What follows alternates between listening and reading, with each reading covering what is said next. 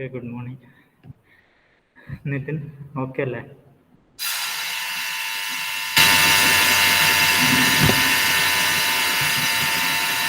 Nitin Babu,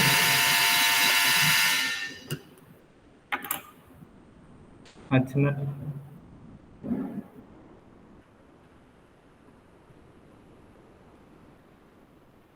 Ajmal. Okay, ഒന്ന് എല്ലാവരോടും join ആവാൻ പറയാട്ടോ. ഓക്കെ,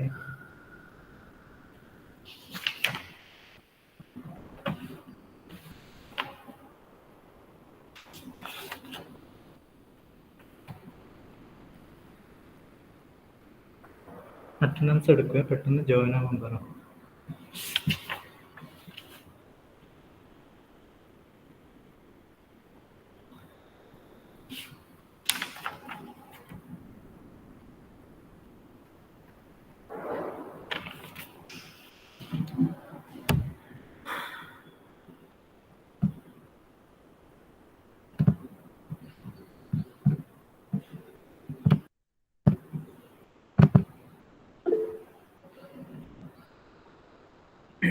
നിതിൻ പ്രസന്റ് ആണോ? നിതിൻ,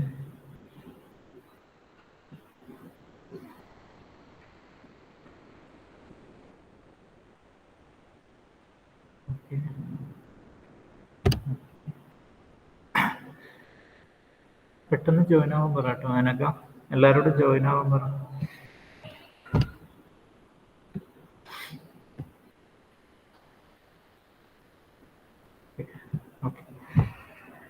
ഓക്കെ, അപ്പോൾ നമ്മൾ കഴിഞ്ഞ ക്ലാസ് ഡിസ്കസ് ചെയ്ത് കുറേയായി ക്ലാസ് കഴിഞ്ഞിട്ട് നമ്മളിപ്പോൾ മോഡ്യൂൾ 2 ആണ് ഡിസ്കസ് ചെയ്യുന്നത്. ഓക്കെ, അപ്പോൾ മോഡ്യൂൾ 2-ൽ ജസ്റ്റ് ഒന്ന് റിവൈസ് ചെയ്ത് പോകുന്നു.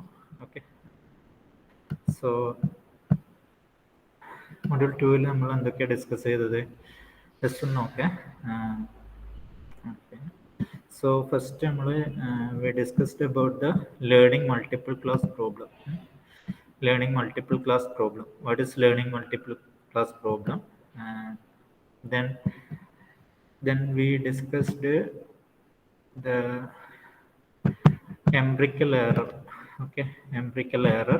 Okay, I'm not repeating it, so just I am revising. Okay, so then we go through the noise. Okay, what is noise? What is the effect of noise? Okay, so just I'm revising it. Okay. Okay. Okay. Then reasons for noise. Okay, reasons for noise. Then Occam-Rasser principle. Okay, Occam-Rasser principle. So these are all university questions. Occam-Rasser principle. Okay. Then we discussed model selection and generalization. Okay, in that we discussed what is learning Boolean function problem. Okay, so what is learning Boolean function problem? What is learning Boolean function problem? This is a university question. So define learning Boolean function problem. Okay, so there is a model. If we given an input pattern, then the model wants to predict if we given an input pattern, the model wants to predict which is the corresponding Boolean function. Okay, that is the learning Boolean function problem. Okay, then we've created the training data set of this problem. Okay, then we created the training data set of this problem. Okay, we already discussed these concepts. Just I'm revising. Okay, so next we discussed what is the how learning is performed. Suppose the model learns using the below approach.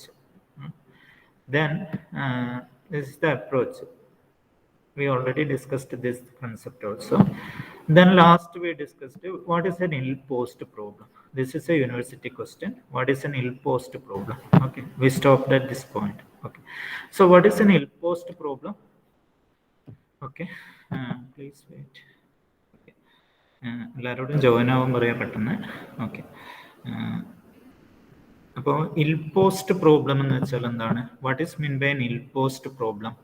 അതായത് learning Boolean function problem ഒരു ഇൽ post problem ആണെന്നാണ് പറയുന്നത്. എന്തുകൊണ്ടാണ് അത് ഇൽ post problem എന്ന് പറയുന്നത്?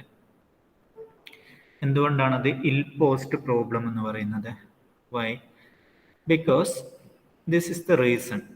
In the case of Boolean function, learning Boolean function problem, to end up with a single solution. ഇതാണ് ഇമ്പോർട്ടൻ്റ് ആണ്. To end up with a single solution or hypothesis, we need to see all 2 raised to d training example.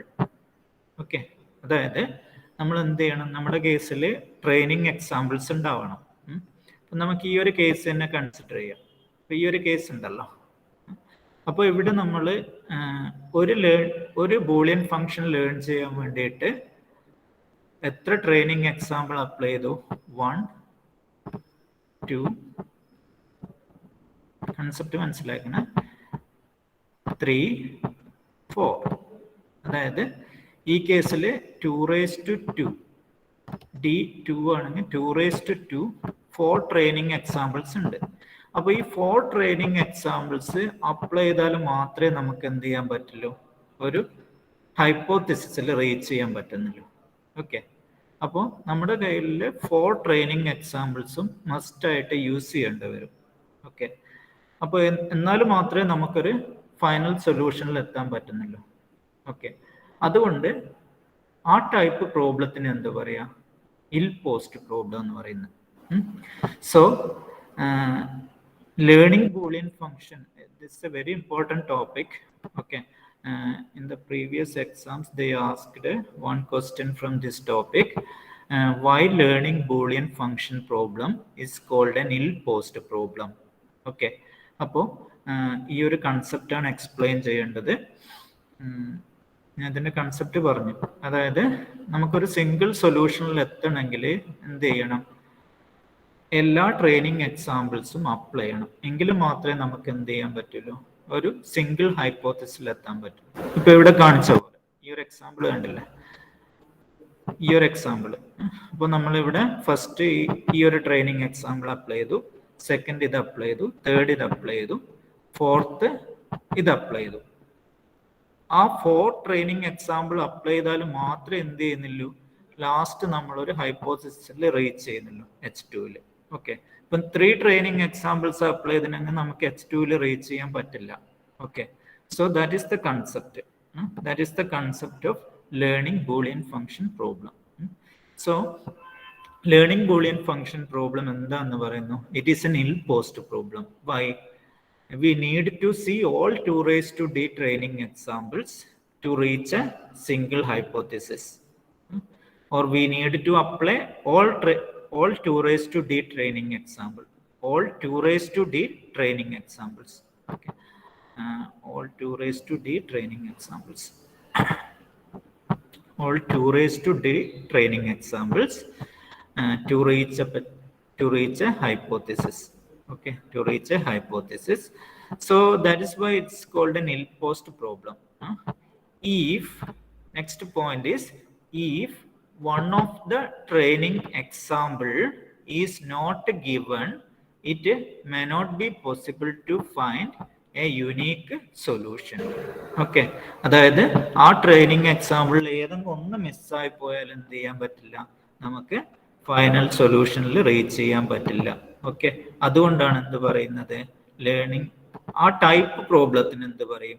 ഇൽ post problem എന്ന് പറയും. Okay, concept മനസ്സിലാക്കുക. ആ type problems, learning Boolean function problem ഒരു ഇൽ post problem ആണ്. അതുപോലത്തെ different problems ഉണ്ട്. ഓക്കെ, ഡിഫറെന്റ് പ്രോബ്ലംസ് ഉണ്ട്. ആ ഡിഫറെന്റ് പ്രോബ്ലംസ് മെഷീൻ ലേണിംഗിൽ എക്സിസ്റ്റിംഗ് ആയിട്ടുണ്ട്. ഈ ടൈപ്പ് പ്രോബ്ലംസ് അതിനെയൊക്കെ ഇൽ പോസ്റ്റ് പ്രോബ്ലം എന്നാണ് പറയുക. ഓക്കെ, വളരെ ഇമ്പോർട്ടൻ്റ് ആണ് ഈ ഒരു concept. What is mean by an ill post problem? Okay, anyway please give your attendance.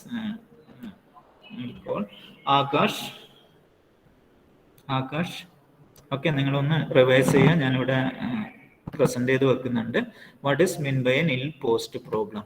Okay, ഒന്ന് വായിച്ചു നോക്കുക. ഓക്കെ, ഇൽ പോസ്റ്റ് പ്രോബ്ലം എന്ന് വെച്ചാൽ എന്താണ്? What is mean by an ill post problem? Okay, ആ കൺസെപ്റ്റ് മനസ്സിലാക്കുക. എനിവേ നിങ്ങളൊന്ന് പെട്ടെന്ന് അറ്റൻഡൻസ് പറഞ്ഞ. ആകാശ് ഓക്കെ ആബ്സെന്റ് ആണോ? അഭിനന്ദ് ആബ്സെന്റ് ആണോ? Okay, Abhinand present. Akash absent ആണ്. അഭിനവ് പ്രസന്റ് ആണോ? അഭിനവ് ആബ്സെന്റ് ആണ്. സംഗീത് ജോയിൻ ആയിട്ടുണ്ട്. Abhinav. Adarsh. Akash absent, Abhinav absent, Adarsh present ആണോ? ഓക്കെ. അദ്വൈത് പ്രസന്റ് ആണോ? പ്രസന്റ് ആണോ? ആബ്സെന്റ് ഇടുന്നുണ്ട്. ഓക്കെ. അജ്മല് പ്രസന്റ് ആണോ? Ajmal okay. Akhil C Paul, Anagha, Anjali, Anugrah. Akhil C Paul. Okay. Advaith. Akhil C Paul absent ആണോ? ഓക്കെ. അഖിൽസി പോൾ ആബ്സെന്റ് ഇട്ടിട്ടുണ്ട്. ഓക്കെ. അദിൻ, അതുൽ, ദേവിക, ദിൽന, മസ്ന. അദിൻ, അതുൽ, ദേവിക, ദിൽന, മസ്ന. ദിൽന ആബ്സെന്റ് ആണോ? അദിൻ ആൻഡ് ദിൽന ആബ്സെന്റാ? അദിൻ ആബ്സെന്റ് ഇടുന്നുണ്ട്. ദിൽന ആബ്സെന്റ് ആണോ? ദിൽന ആബ്സെന്റ് ഇടുന്നുണ്ട്. Okay. Jasna, Karthika, Keerthana, Sinan. Jasna, Karthik, Keerthana. Okay, Keerthana. Okay. Karthik, Sinan. Okay. Karthik absent ആണോ? കാർത്തിക് ആബ്സെന്റ് ഇടുന്നുണ്ട്. Karthik. Okay. Next Ijas, Nafa, Neha, Nithin Babu. Ijas, Nafa, Neha, Nithin Babu. Nafa and Ijas absent ആണോ? ഇജാസ്, നഫ ആബ്സെന്റ് ആണോ? ഓക്കെ. നേഹ, നിതിൻ ബാബു, പ്രണവേ, പ്രണവ്സി.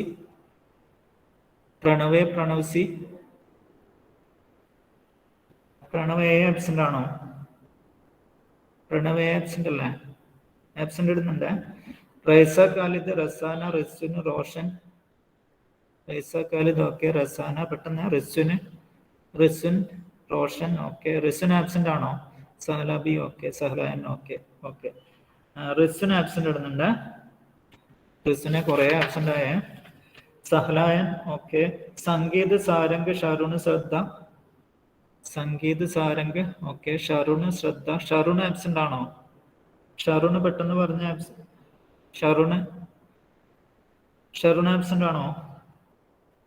ഷാരൂൺ ആബ്സെന്റ് ഇടുന്നുണ്ട്. ഓക്കെ. ശ്രദ്ധ. Okay. Vishnu, Vinod, Vaishnavi, baby Sreeshma. Anjitha. Vishnu, Vinod, Vaishnavi, Anjitha, baby Sreeshma. Okay. Vishnu, Vinod absent ആണോ? അഖിൽസി പോൾ. ഓക്കെ. അഖിൽ ഇപ്പോഴാണോ വന്നത്? വിഷ്ണു, വിനോദ്, ദിൽന ഇപ്പോഴാണോ വന്നത്? കാർത്തിക് ഇപ്പോഴാണോ വന്നത്? വിഷ്ണു, വിനോദ്. ഓക്കെ. ഷിറോണ. വിഷ്ണു വിനോദ് ആബ്സെന്റ് അല്ലേ? ഓക്കെ. ഷിറോണ പ്രസന്റ് ആണോ? ഷിറോണ ആബ്സെന്റ്. ഓക്കെ. ദെൻ ലേറ്റ് ആയിട്ട് വന്നവര് അഖിൽസി പോൾ, കാർത്തിക്, പിന്നെ ദിൽന.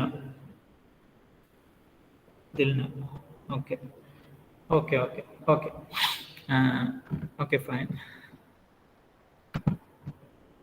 ഓക്കെ. അപ്പൊ നമ്മൾ ഡിസ്കസ് ചെയ്യുന്നത് എന്താണ്? ഇൽ പോസ്റ്റ് പ്രോബ്ലം എന്താണെന്ന് ഡിസ്കസ് ചെയ്തു.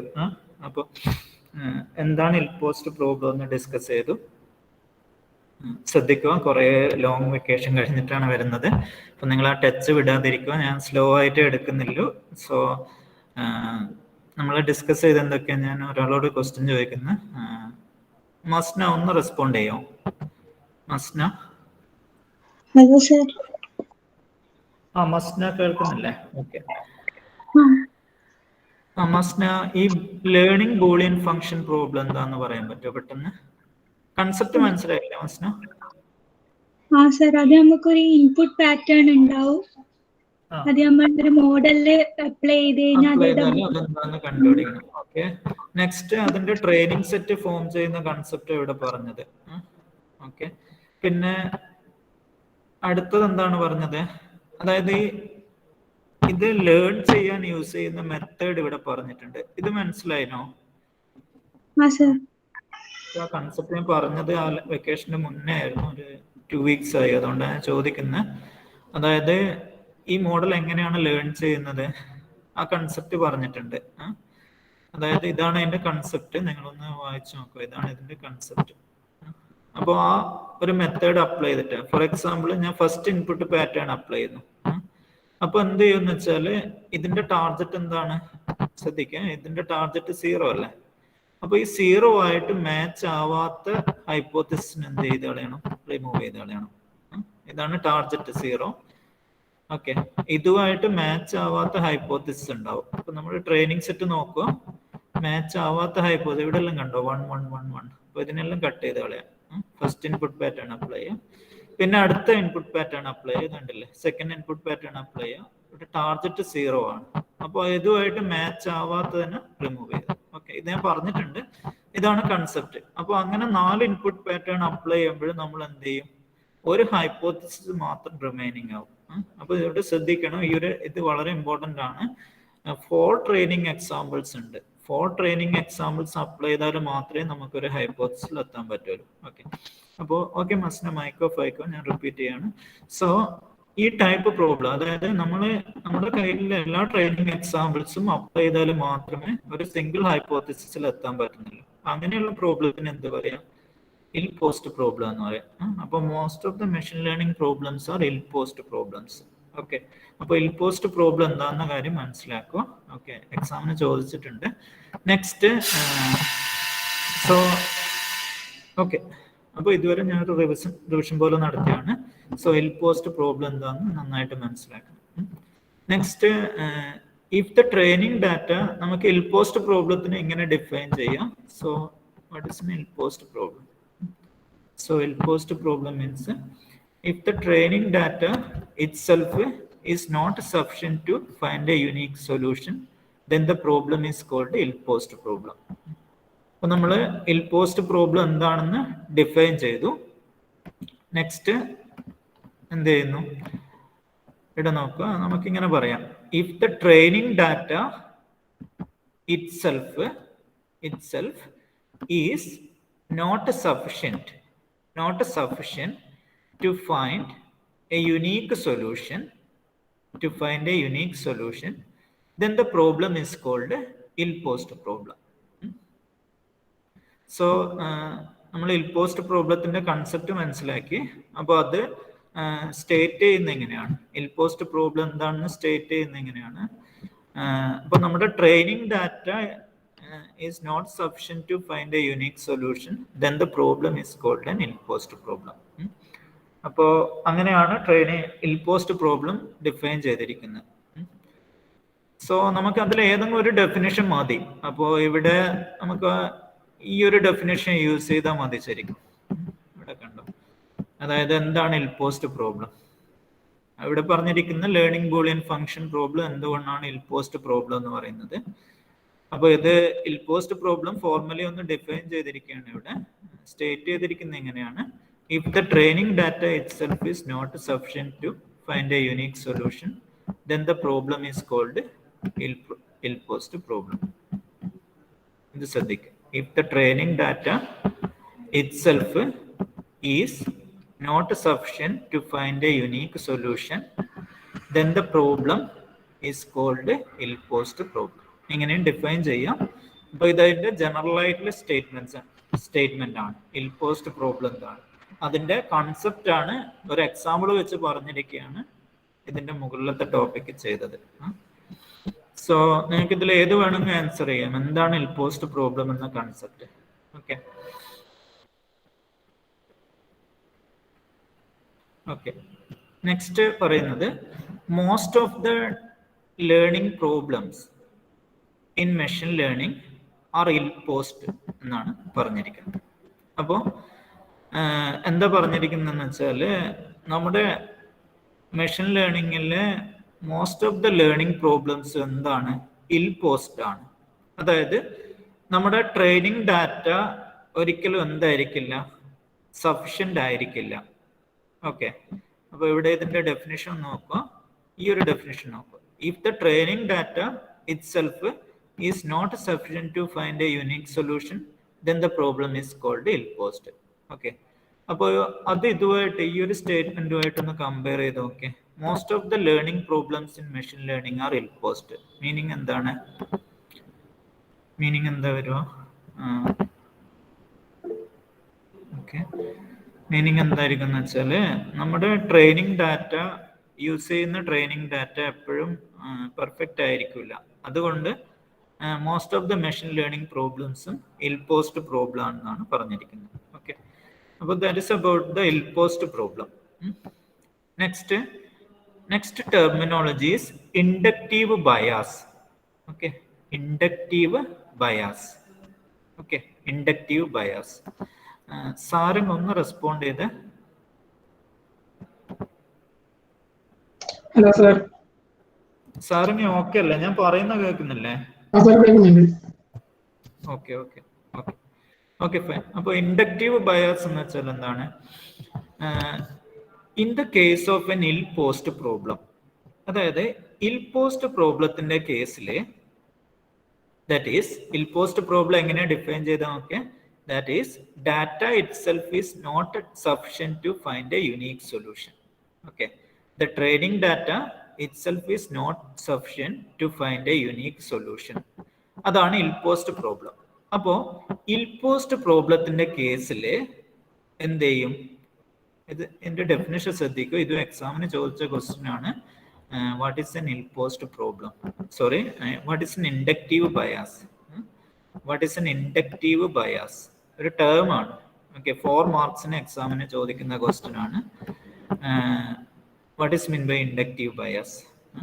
In the case of an ill post problem, or, ഇവിടെ കണ്ടോ ഓർ ഉണ്ട്, or there exist more than one solution. Okay, or there exist more than one solution. അതായത് 2 കേസ് പറയുന്നു. ഒന്നാമത്തെ കേസ് എന്ന് വെച്ചാൽ ഇൽ പോസ്റ്റ് പ്രോബ്ലത്തിന്റെ കേസിൽ, what is an ill post problem?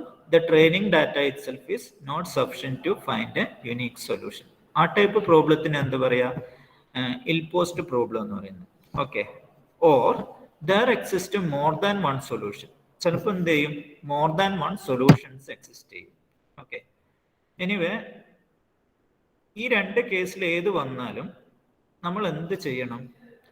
we should take or we should make, കണ്ടോ, we should make, ഇത് നോട്ട് ചെയ്യുക, we should make some extra assumption. ഇത് കണ്ടോ, എക്സ്ട്രാ അസംഷൻ. ഇതാണ് ഇമ്പോർട്ടൻ്റ് ആയിട്ടുള്ള term. We should make some extra assumption.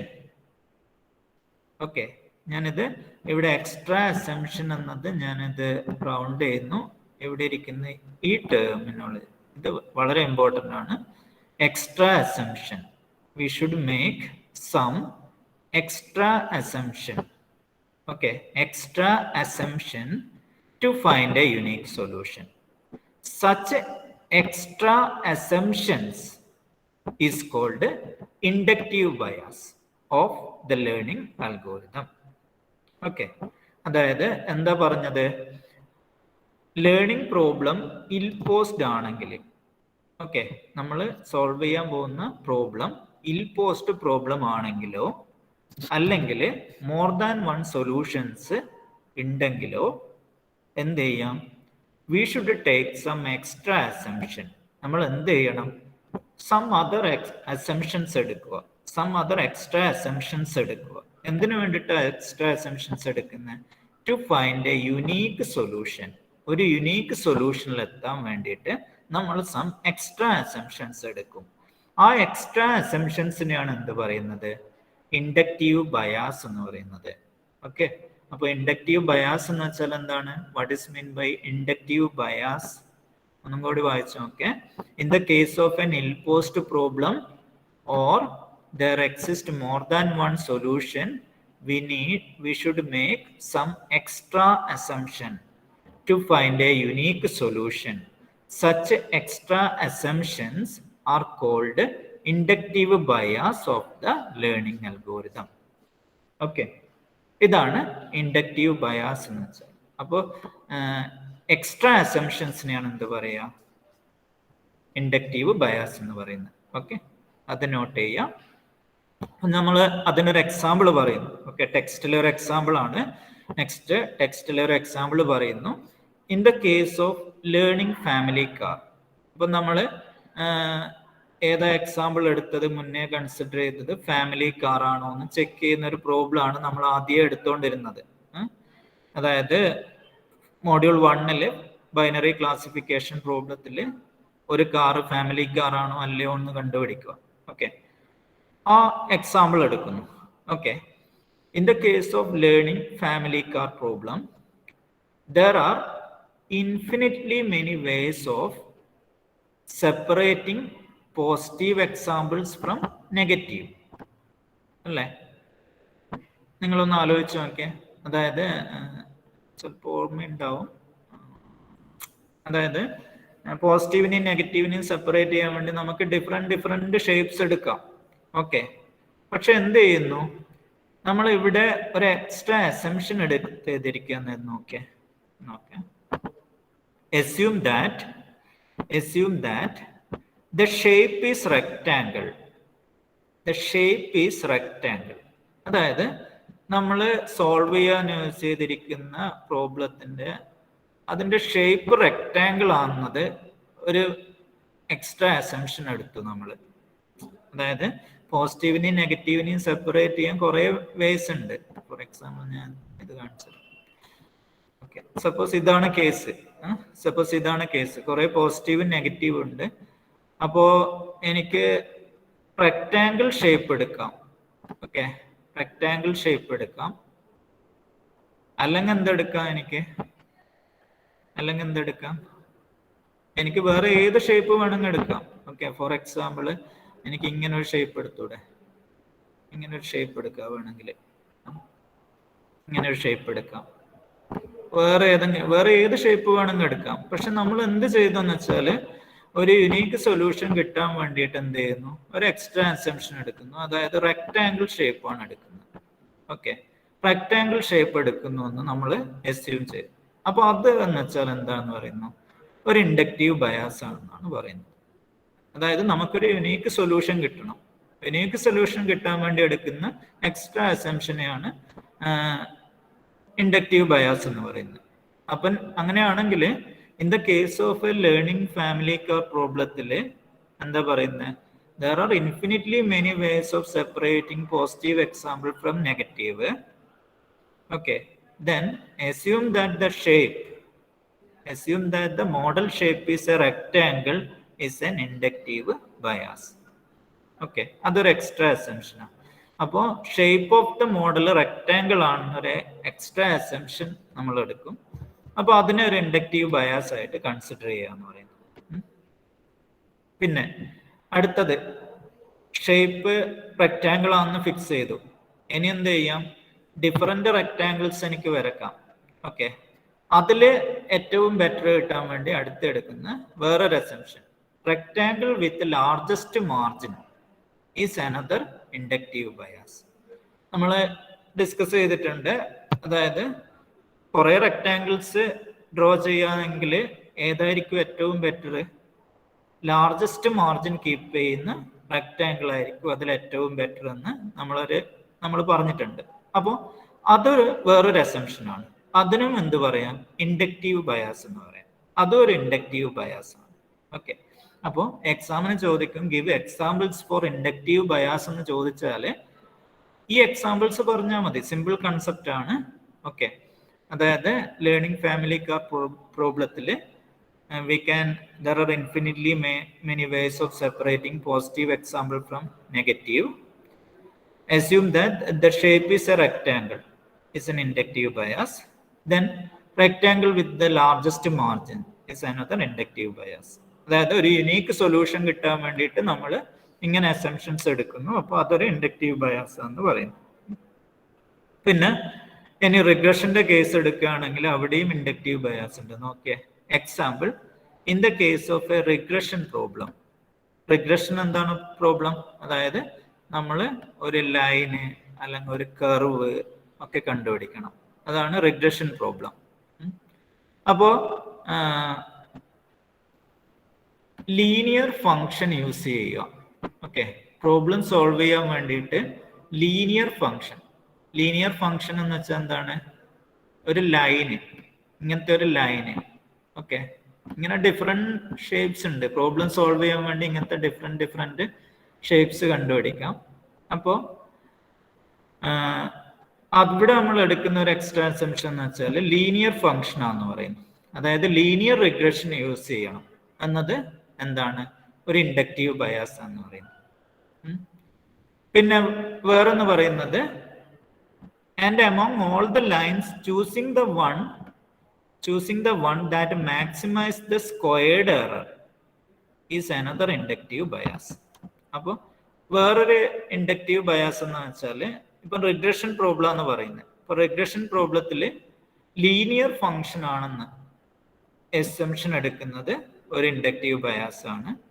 പിന്നെ അതായത് ഇപ്പം ഞാൻ ഓൾറെഡി പറഞ്ഞു, ലൈന്, ഡിഫറെന്റ് കേർവ്സ് ഉണ്ട്. അപ്പോ ഇതിലൊക്കെ വെച്ചിട്ട് ഞാൻ ലൈൻ എന്നത് എടുത്തു. ഇപ്പൊ ലൈൻ എന്ന് എടുത്തത് ഒരു ലീനിയർ ഫങ്ഷൻ ആണ്, അതൊരു ഇൻഡക്റ്റീവ് ബയാസ് ആണെന്ന് പറഞ്ഞു. പിന്നെ എനിക്ക് കുറെ ലൈൻ എടുക്കാം. ആ കുറെ ലൈൻ എടുക്കുന്നതിൽ ഏത് ലൈൻ ആയിരിക്കും best one? That maximises the squared error is another. ഇത് അതായത് കുറെ ലൈൻസ് എടുക്കുക, അതിൽ ഏത് ലൈനാണ് സ്ക്വയർഡ് എറർ മാക്സിമൈസ് ചെയ്യുന്നത് അതായിരിക്കും ഏറ്റവും നല്ല ലൈൻ എന്ന്. അപ്പൊ അത് വേറൊരു അസംഷൻ ആണ്. അതും എന്തായിട്ട് കൺസിഡർ ചെയ്യുക? ഇൻഡക്റ്റീവ് ബയാസ് ആണെന്ന് പറയുന്നത്. അപ്പൊ എന്താണ് ഇൻഡക്റ്റീവ് ബയാസ് എന്ന കൺസെപ്റ്റ് മനസ്സിലാക്കുക. അപ്പൊ ഇൻഡക്റ്റീവ് ബയാസ് രണ്ട് കേസിൽ നമ്മളിപ്പം ഡിസ്കസ് ചെയ്തു. ഏതൊക്കെ കേസിലാണ്? ഒന്നാമത്തത് ക്ലാസിഫിക്കേഷന്റെ കേസിൽ, ഫാമിലി കാറിന്റെ കേസിൽ. അപ്പോൾ എന്താണ് നമ്മൾ എടുത്ത ഇൻഡക്റ്റീവ് ബയാസ്? ഒരാളൊന്ന് റെസ്പോണ്ട് ചെയ്ത്, കീർത്തന ഒന്ന് റെസ്പോണ്ട് ചെയ്ത്. കീർത്തന.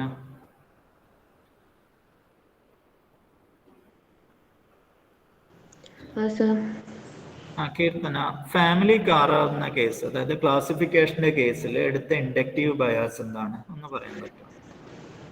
ഒന്നാമത്തെ ഇൻഡക്റ്റീവ് ബയാസ് ഏതാണ്? ഷേപ്പ്. അതായത് കുറെ ഷേപ്പ് എടുക്കുക, അതിൽ നമ്മൾ പറയുന്നു റെക്ടാങ്കിൾ ഷേപ്പാണ് നമുക്ക് വേണ്ടത്. അപ്പോൾ അതൊരു ഇൻഡക്റ്റീവ് ബയാസ് ആണ്. പിന്നെ ആ റെക്ടാങ്കിൾ ഷേപ്പിൽ തന്നെ കുറെ റെക്ടാങ്കിൾസ് വരക്കുക. അപ്പോൾ എന്ത് പറയുന്നു? റെക്ടാങ്കിൾ വിത്ത് ലാർജസ്റ്റ് മാർജിൻ ആണ് ഏറ്റവും നല്ല സൊല്യൂഷൻ എന്ന് നമ്മൾ അസ്യൂം ചെയ്യുന്നു. അപ്പോൾ അത് വേറൊരു ഇൻഡക്റ്റീവ് ബയാസ്. ഓക്കെ, നെക്സ്റ്റ് റിഗ്രഷന്റെ കേസിൽ നമ്മൾ എന്താ എടുത്തത്? ഇൻഡക്റ്റീവ് ബയാസ് ഏതാ എടുത്തത്? റിഗ്രഷൻ പ്രോബ്ലം എന്ന് വെച്ചാൽ എന്താണ്? ബെസ്റ്റ് ലൈന്, അതായത് കർവ്, ഇങ്ങനത്തെ ഒക്കെ ഡിഫറെന്റ് ലൈൻസ് നമുക്ക് കണ്ടുപിടിക്കാം. അപ്പൊ ഇവിടെ എന്തെടുത്തു? ലൈന്, ലീനിയർ ഫങ്ഷൻ യൂസ് ചെയ്യാം. അങ്ങനെ ഒരു ഇൻഡക്റ്റീവ് ബയാസ് എടുത്തു. അതായത് ഒരു സിമ്പിൾ ലൈന്, ഇങ്ങനത്തെ ഒരു സ്ട്രെയിറ്റ് ലൈന് യൂസ് ചെയ്യുക എന്നത് ഒരു ഇൻഡക്റ്റീവ് ബയാസ് ആണ്. ഓക്കെ, അപ്പൊ അതുപോലെ തന്നെ അടുത്തെടുത്തത്, ഇനിയിപ്പോ സ്ട്രെയിറ്റ് ലൈൻ ആണെങ്കിൽ കുറെ സ്ട്രെയിറ്റ് ലൈൻ എനിക്ക് വരക്കാം. ഓക്കെ, അപ്പോ അതില് ഏതായിരിക്കും ഏറ്റവും best one? That maximises the squared error is another index. അതായത് ഒരു ലൈന്, ആ ലൈനിലേക്ക് അതർ പോയിന്റ്സിലേക്കുള്ള ഡിസ്റ്റൻസ് ഉണ്ട്, അതിന്റെ സ്ക്വയർഡ് എറർ മാക്സിമൈസ് ചെയ്യുന്നതായിരിക്കും ഏറ്റവും നല്ലതെന്ന് വേറൊരു അസംഷൻ. അപ്പോൾ ഇങ്ങനെ നമുക്ക് എന്താണ് ഇൻഡക്റ്റീവ് ബയാസ് എന്ന കൺസെപ്റ്റ് മനസ്സിലാക്കുക. അത് റിഗ്രഷനിലും ക്ലാസിഫിക്കേഷനിലും ഉണ്ട്. ചിലപ്പോൾ യൂണിവേഴ്സിറ്റി എക്സാമിന് ചോദിക്കുക, അതായത് give some examples for inductive bias in classification and regression.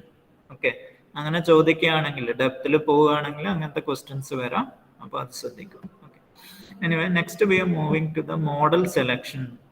So what is meant by model selection? Okay, so your terminology, what is meant by model selection?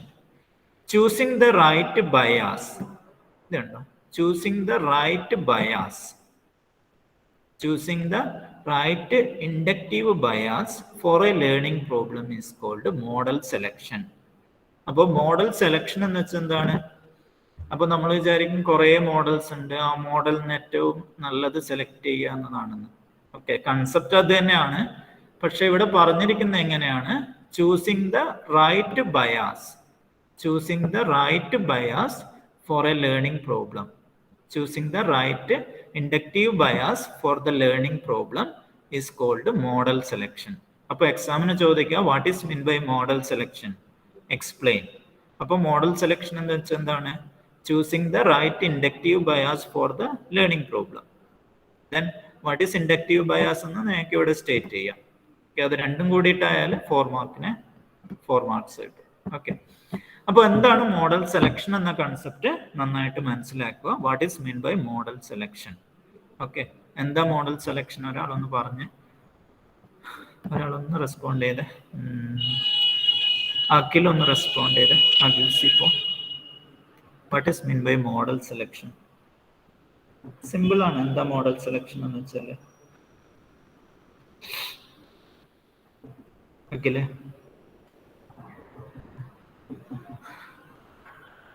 Model selection എന്ന് വെച്ചാൽ എന്താണ്?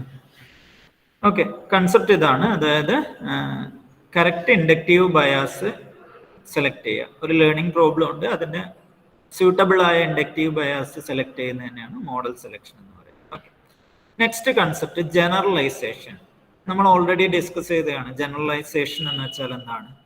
ഓക്കെ, ഫോർ എക്സാമ്പിൾ നിങ്ങൾ എപ്പോഴും ആലോചിക്കേണ്ട ഈ ഒരു example ആണ്. ഞാൻ നിങ്ങളെ പഠിപ്പിക്കുന്നു, ഞാൻ നിങ്ങളെ ട്രെയിൻ ചെയ്യിക്കുന്നു, എൻ്റെ ഡാറ്റ യൂസ് ചെയ്തിട്ട് ഞാൻ നിങ്ങളെ ട്രെയിൻ ചെയ്യിക്കുന്നു. ഞാൻ ഇന്റേണൽ എക്സാം നടക്കുന്നു, നിങ്ങളെല്ലാം ഇന്റേണൽ എക്സാം അറ്റൻഡ് ചെയ്യുന്നു. ഞാൻ തരുന്ന ഡാറ്റ മൊത്തം എൻ്റെ കയ്യിലെ ഡാറ്റയാണ്. അപ്പം നിങ്ങൾ നന്നായിട്ട് പെർഫോം ചെയ്യും. പക്ഷേ യൂണിവേഴ്സിറ്റി എക്സാം വരുമ്പോൾ എന്ത് ചെയ്യും? നിങ്ങൾ ഔട്ട്സൈഡ് യൂണിവേഴ്സിറ്റി ആണ് ക്വസ്റ്റ്യൻ സെറ്റ് ചെയ്യുക, ടെസ്റ്റഡ് ക്വസ്റ്റ്യൻ ആയിരിക്കും, ഡാറ്റ മാറ്റായിരിക്കും. അപ്പോൾ നിങ്ങൾ ആ ടൈമിൽ എത്രത്തോളം നന്നായിട്ട് പെർഫോം ചെയ്യുന്നു, അതാണ് നിങ്ങളുടെ കാപ്പബിലിറ്റി. ഓക്കെ, അപ്പോൾ ആ ഒരു കൺസെപ്റ്റിനെയാണ് എന്ത് പറയുക? Generalisation capability of a model. So ആ ഒരു കൺസെപ്റ്റ് ആലോചിച്ചാൽ മതി. So how well a model trained on the training set predict the right output for an input instance outside the training set. Okay, new instance, അതായത് ഒരു model ഒരു new instance, that is new instance outside the training സെറ്റിൽ ഒരു instance കൊടുത്താൽ ഒരു model എത്രത്തോളം correct ആയിട്ട് prediction നടത്തും അല്ലെങ്കിൽ റൈറ്റ് ഔട്ട്പുട്ട് പ്രൊഡ്യൂസ് ചെയ്യും. അതിനെയാണ് generalisation capability of a machine learning algorithm എന്ന് പറയുന്നത്. ഓക്കെ, ഇപ്പോൾ ഇത് എക്സാമിന് ചോദിച്ചാണ് 4 marks generalisation capability. Okay, so what is generalisation capability? Next concept under fitting and over fitting. Okay, under fitting and over fitting. Okay, അപ്പോൾ അടുത്തത് ഇതും എക്സാമിന് ഈ ഒരു സെക്ഷൻ ഞാൻ പറഞ്ഞു. അതായത് ഇതൊരു വലിയൊരു സെക്ഷനാണ്. അതിന്റെ ഹെഡിങ് ഇതാണ്, മോഡൽ സെലക്ഷൻ ആൻഡ് ജനറലൈസേഷൻ. അതിൽ കുറേ സബ് ടോപ്പിക്സ് വരും. ഈ സബ് ടോപ്പിക്സ് ഒക്കെ എക്സാമിന്, യൂണിവേഴ്സിറ്റി എക്സാമിന് റിപ്പീറ്റഡ് ആയി ചോദിക്കുന്ന ക്വസ്റ്റ്യൻസ്. ഓക്കെ, ഇതൊക്കെ പല ടൈം ചോദിച്ചാണ്. What is mean by under fitting, what is mean by over fitting, what is the difference between under fitting and over fitting, അങ്ങനെയൊക്കെ ക്വസ്റ്റ്യൻസ് ഷുവർ ആണ് എവിടെയെങ്കിലും ആയിട്ട് ചോദിക്കും. ഓക്കെ, സോ അണ്ടർ ഫിറ്റിംഗ് എന്ന concept എന്താണെന്ന് നോക്കുക. അതായത് ബെസ്റ്റ് ജനറലൈസേഷൻ കിട്ടാൻ വേണ്ടി നമ്മൾ എന്താണ് ജനറലൈസേഷൻ എന്ന് പറഞ്ഞു. ഓക്കെ, എന്താണ് ജനറലൈസേഷൻ എന്ന് നമ്മൾ ഡിസ്കസ് ചെയ്തു. എന്നിട്ട് പറയുന്ന ഇതാണ്, ബെസ്റ്റ് ജനറലൈസേഷൻ കിട്ടാൻ വേണ്ടിയിട്ട് we should not use a simple model. നമ്മൾ എന്ത് ചെയ്യാൻ പാടില്ല? വളരെ സിമ്പിൾ ആയ ഒരു മോഡൽ ഒരിക്കലും യൂസ് ചെയ്യാൻ പാടില്ല. If the model is too simple, then the training and testing error will be large. This is called underfitting. Okay, അതായത് ഈ ഒരു കൺസെപ്റ്റ് ആണ് അണ്ടർഫിറ്റിംഗ് എന്ന് വെച്ചാൽ. അതായത് മോഡൽ എന്തായിരിക്കും, നമ്മൾ ക്രിയേറ്റ് ചെയ്യുന്ന മോഡൽ സിമ്പിൾ ആയിരിക്കും, വളരെ സിമ്പിളായ മോഡൽ വെച്ചിട്ട് നമ്മൾ ട്രെയിനിങ് ഡാറ്റ നമ്മൾ അപ്ലൈ ചെയ്യും, എന്നിട്ട് മോഡൽ ക്രിയേറ്റ് ചെയ്യും. അപ്പോൾ യൂസ് ചെയ്തിരിക്കുന്ന മോഡൽ വളരെ സിമ്പിൾ ആണെങ്കിൽ ടെസ്റ്റിംഗ് ടൈമിൽ, അതായത് ടെസ്റ്റിംഗ് ടൈം എന്ന് വെച്ചാൽ outside the training data instance കൊടുത്താൽ എറർ കൂടും. അതിനാണ് അണ്ടർ ഫിറ്റിംഗ്. നെക്സ്റ്റ് പറയുന്ന ഓവർ ഫിറ്റിംഗ് എന്ന് വെച്ചാൽ മോഡൽ ടു കോംപ്ലക്സ് ആയാലും പ്രോബ്ലം ഉണ്ട്. അപ്പോൾ ആ ഒരു കൺസെപ്റ്റിനെയാണ് നമുക്ക് അടുത്ത ക്ലാസ്സിൽ ഡിസ്കസ് ചെയ്യുന്നത്. ഓൾറെഡി ടൈമായി 12:10 ആയി. ഓക്കെ, അപ്പോൾ നിങ്ങൾ ഓക്കെ അറ്റൻഡൻസ് എടുത്തിട്ടുണ്ട്. Okay, thank you.